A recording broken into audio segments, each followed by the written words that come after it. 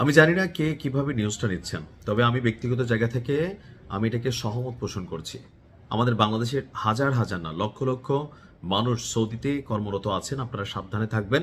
তবে এই লড়াইটা ভিন্ন জায়গা থেকে আমি মনে করি মক্কা এবং মদিনা ছাড়া এর দ্বারা যদি সম্ভব হয় সৌদির সবগুলা তেল ক্ষেত্রকে জয় বাংলা করে দেওয়া উচিত। কেন? এই তেল বিক্রির টাকা দিয়া সৌদি যে পয়সাটা কামায় সেই পয়সাটাতে কি করে? মার্কিন যুক্তরাষ্ট্র থেকে মেশিনারিজ কিনে এই টাকা দিয়া পশ্চিমাদের সাথে গুড়িবাজি করে। এই টাকা দিয়া বিরুদ্ধে অভিযান চালানোর জন্য ট্রাম্পকে তারা রাজি করিয়েছে। আর আজকে যখন সর্বোচ্চ নেতার মৃত্যুর পর সরাসরি অ্যাকশন নিল সৌদির মেরুদণ্ড কি? তেল নির্ভর অর্থনীতি। আর এই তেলের যেটা প্রধান হাব আরামকো, একটা well established oil company, Bangladesh সহ সারা পৃথিবীর অনেক মানুষ এই কোম্পানিটাতে কাজ করেন। আর সৌদি আরামকোর সেই তেল শোধনাগারেই এবার অভিযান চালিয়েছে ইরানের সাহসী যোদ্ধারা। সৌদি আরামকোর রাস তানুরা তেল শোধনাগার, যেটাকে বলা হয়ে থাকে যে সৌদি আরামকোর যেই তেল শোধনাগারগুলো আছে সবচেয়ে বড় আকারের এবং কি যথেষ্ট পরিমাণ আর্নিংয়েবল, মানে অর্থনৈতিকভাবে যথেষ্ট লাভজনক হচ্ছে এই রাস তানুরা নামক তেল শোধনাগার। সেখানেই অভিযান চালিয়েছে, হামলা চালিয়েছে আপনার কি বলা হয় যে ইরান। তো হামলার পর কিছু ছবি আপনারা দেখছেন, আমরা তো ছবি দেখাতে পারি নাই। তো এই হামলার পর সাময়িকভাবে এই তেল শোধনাগারের কার্যক্রম বন্ধ করে দিয়েছে সৌদি সরকার।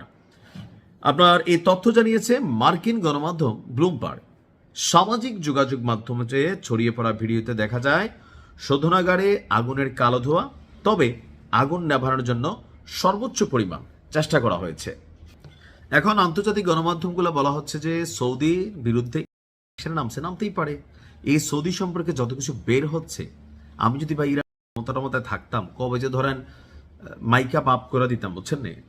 রাজতানুরা হচ্ছে বিশ্বের অন্যতম বৃহত্তর তেল শোধনাগার এবং রপ্তানিকারকদের মধ্যে একটি।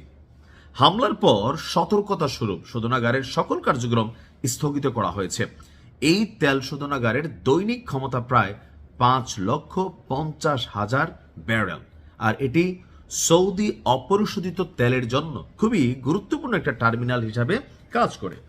তো এইটা নিয়ে আবার অনেক রাষ্ট্র যারা সৌদির চামচ আছে, তো এরা বলতেছে না না এটা তো ঠিক হয় নাই ভাই, এটা তো মানা যায় না। কি শুরু করছে? ওদিক দিয়ে কাতারে ফুড়াই দিচ্ছে, আরব আমিরাতকে ফাড়াই দিচ্ছে, বাহরাইনকে ডুবাই দিচ্ছে। কি শুরু করলো? আমরা এতগুলা মধ্যপ্রাচ্যের রাষ্ট্র, আমরা কি মুরগা পাইলো নাকি? হ্যাঁ, আমাদের কাদের সাথে বন্ধুত্ব আছে, খেলা হবে।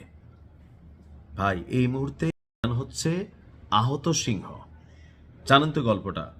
একটা অনাহত সুস্থ সিংহ যতটুকু, বা একটা বাঘ সুস্থ অবস্থায় তার মধ্যে যতটুকু রাগ গোসা জিদ কাজ না করে, যদি সে ক্ষত হয়, আহত হয়, 100 গুণ পরিমাণ ক্ষিপ্র হয়ে যায়। এই মুহূর্তে কলিজায় কি জ্বলছে? প্রতিশোধের নেশা। যেই রাষ্ট্র, যারা চামচ, যতগুলা রাষ্ট্র আছে আরবদের মধ্যে, যারাই ইরানের বিপরীতে গুটিবাজি করছে, মার্কিন যুক্তরাষ্ট্রকে সহায়তা করছে, আমার মনে হয় চুনকে একটার মধ্যে ভাই একটা এরকম বড় বড় মেশিন চেয়ে মারতে হবে যেন খেলা জমে। যুদ্ধ তো লেগে গেছে, শেষ হয়ে যাবে 100%। আমি অ্যাডভান্স বলে দিতে পারি। যেভাবে ফ্রান্স, জার্মানি, যুক্তরাজ্য, কাতার, এখন দেখবেন সৌদি, এরা যেভাবে ভাই মাঠে নামছে একদম শেষ করে দিয়ে এই খেলাটা বন্ধ হবে। সো চিন্তা করতেছে যে আমরাও শেষ হব, তোমাদেরকেও শেষ করে দিব। বাবা চালাই যাও, ফাতে ইনশাল্লাহ আসবে। ভালো থাকুন।